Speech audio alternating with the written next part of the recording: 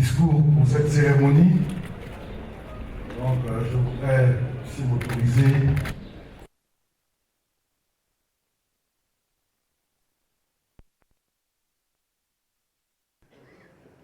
Majesté Nana Mbouakwasi III voudrait vous saluer, vous et toute votre notabilité.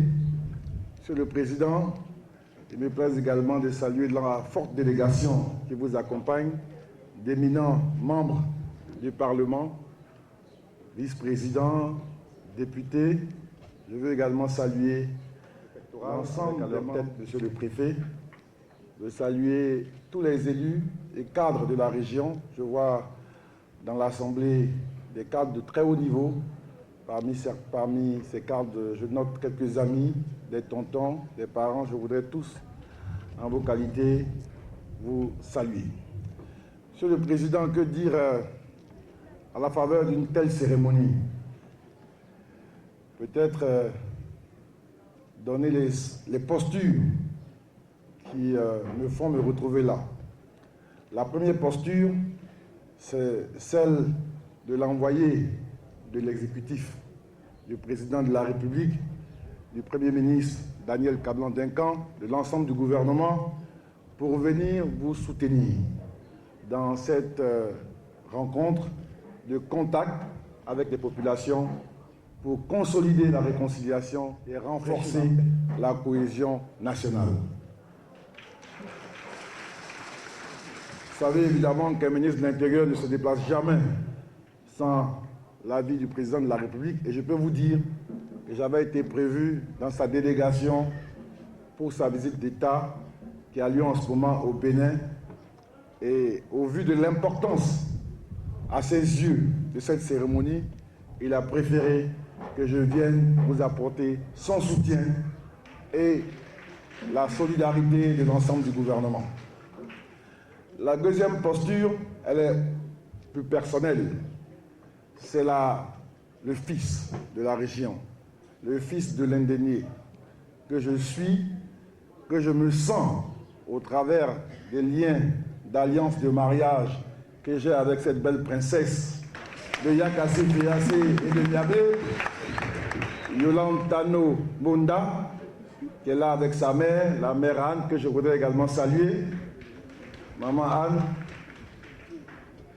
Donc, je devais être aux côtés de mon roi, le roi Nana Mbouakwasi III, pour vous dire Akwabao, Akwabao. Ma place est à côté de ce vaillant peuple pour vous recevoir, vous dire bonne arrivée et être aux côtés de mes frères pour participer à cette belle organisation, porter les chaises, porter l'eau pour vous-même et l'ensemble de votre délégation. La troisième posture, Monsieur le Président, c'est celle de votre ancien collaborateur. Vous avez été mon patron, le chef du gouvernement. Dans cette posture, nous avons fait ensemble de grandes choses à vos côtés. Et ce collaborateur veut saluer devant ses parents, à la face de la nation, un grand Premier ministre. C'est lui qui a réglé l'épineuse question de l'identification. Pendant des années, les Ivoiriens n'avaient pas de carte d'identité. C'est lui qui est allé à gauche et à droite porter la parole de l'apaisement, là même où les aînés étaient dos à dos, pour qu'enfin cette question soit réglée. Et aujourd'hui, plus de 5 millions d'Ivoiriens ont leur carte d'identité. C'est lui qui a porté à bout de bras la sortie de crise.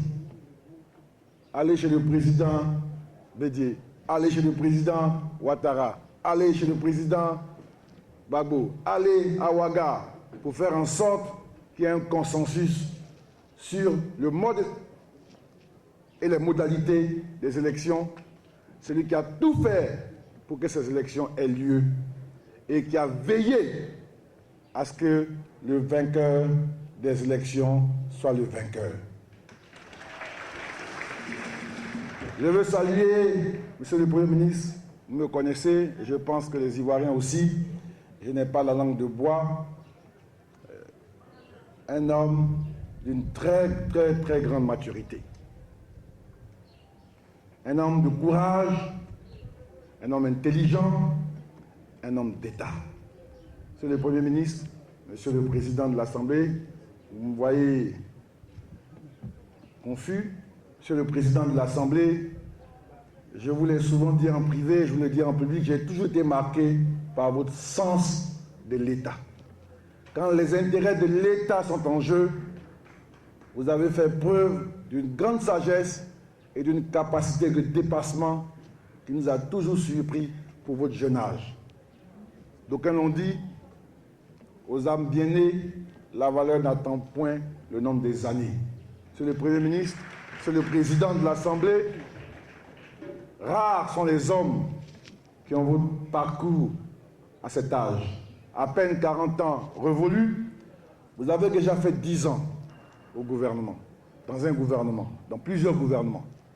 Vous avez été pendant 5 ans Premier ministre dans des conditions que l'on sait. Là où en Côte d'Ivoire, la moyenne de durée de vie des premiers ministres est environ de 1 an à 2 ans. Avec le Premier ministre d'un camp, vous êtes battu le record de longévité à cette fonction sensible, difficile. Et vous l'avez fait dans des conditions à nous autres pareilles, c'est-à-dire des conditions d'une crise politique grave. Monsieur le Premier ministre, je voudrais peut-être aborder la 4e posture, c'est la présence de l'ami et du frère.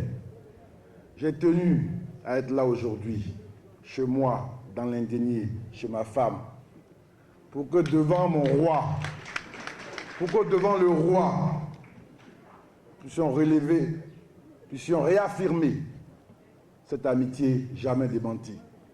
En Côte d'Ivoire, les gens n'aiment pas les gens qui s'aiment. Comme dit l'adage populaire, les gens n'aiment pas les gens. Quand vous entendez, on veut tout faire pour vous diviser. On va trouver quelque chose pour vous diviser. Alors que musulmans, chrétiens, de quelque obédience que nous soyons, quand nous allons à l'église, à la mosquée, on dit aimez-vous les uns les autres. Que diantre! Des gens veulent tout faire pour diviser les uns des autres. Souvent, nous sommes très amusés tous les deux quand nous parcourons la presse, que nous voyons que nous sommes en guerre. On se demande, mais qu'est-ce qu'on a pu faire, quel acte on a posé, que les gens voient la guerre. Je voulais réaffirmer, en ces moments-là, par un témoignage vivant et sincère, notre amitié jamais démentie. Là où vous et moi, nous avons tissé ces liens, et comment nous avons tissé, dans quelle profondeur, j'ai la conviction qu'avec les bénédictions du roi, que Dieu va nous préserver de la division et de la séparation. La Côte d'Ivoire a besoin de tous ses fils. La Côte d'Ivoire a trop souffert de la division de ses fils. S'il y a eu la guerre en Côte d'Ivoire, c'est parce que des illustres fils de ce pays se sont divisés.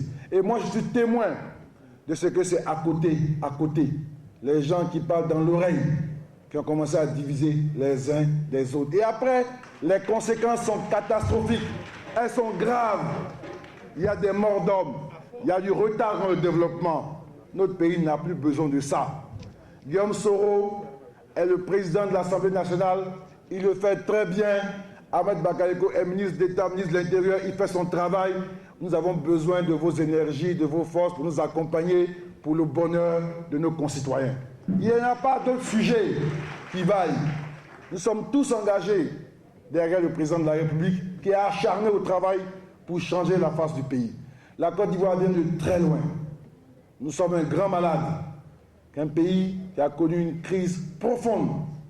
Nous devons nous relever de cette posture pour devenir un pays debout, solide. Pour cela, il faut un traitement. Et pendant le traitement, évidemment, il y a un peu de souffrance. Il y a de la souffrance. Quand vous êtes malade, quand vous traitez, évidemment, avant de guérir, il y a la convalescence. Et pendant ces différentes étapes, où il y a de la souffrance. Mais devant, c'est un grand bonheur. Vous voyez le pays. N'écoutez pas les jaloux. Le pays est en train de changer. Tout ne peut pas se faire en 2 jours.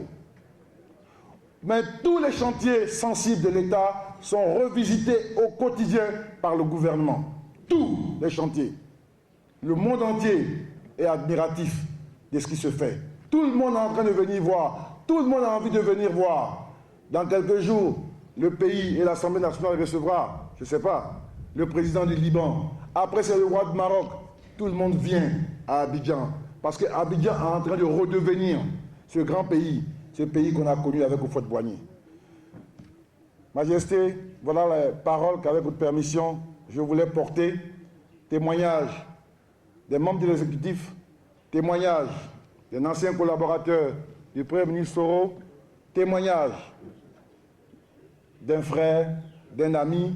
Et je pense que le faire ici, en ces moments-là, dans cette place de la paix, dans ce royaume porté par la paix, par des symboles forts, je pense que nous aurons la grâce et les bénédictions de nos ancêtres. Je vous remercie.